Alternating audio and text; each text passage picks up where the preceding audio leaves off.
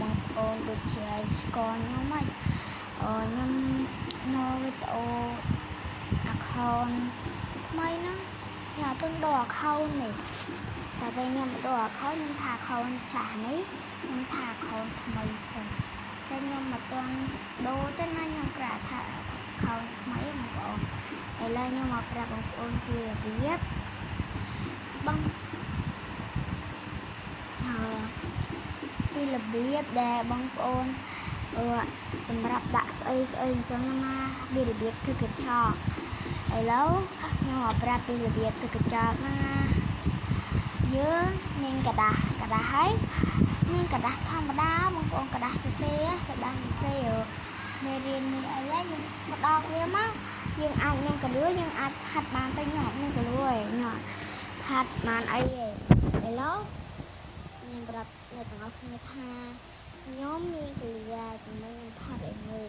តាស្អែកខាងស្អែកអីហ្នឹងខ្ញុំផាត់ឲ្យអ្នកទាំងអស់គ្នាមើលហ្នឹងណាបងប្អូនចង់រៀនធ្វើខ្ចប់តាមកនឹងដំបូងយក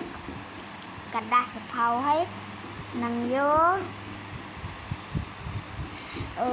กระดาษសភៅយកកត្រៃកាត់វាទៅបងប្អូនកាត់វាជ្រុងហើយយើងមូលវាចឹងគូររូបអីក៏បានដែរមូលវាហើយឲ្យវាយកមកស្គុតថ្លាបានវានេះឥឡូវខ្ញុំចង់ធ្វើបងប្អូនមើលទៅខ្ញុំក្រាបបង្ហាញមកសថ្ងៃមុនខ្ញុំធ្វើកញ្ចក់តែខ្ញុំអាចបានបង្ហាញឲ្យវីដេអូទេឥឡូវស្អែកនេះណាបងប្អូនចាំមកមើលតួតាមដានខ្ញុំផងណាខ្ញុំធ្វើកញ្ចក់ឲ្យបងប្អូនមើលបងប្អូនអត់ក៏អត់បើទេបើបងប្អូនមិនទេបងប្អូនcomment account ខាងក្រោមមកខ្ញុំមិនដែលឃើញបងប្អូន comment សោះឥឡូវលេងលុបខ្ញុំទៅ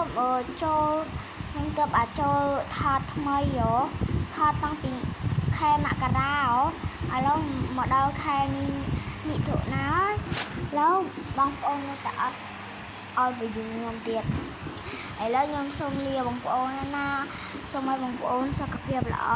មានអាយុវែងណាបងប្អូនបាយបាយ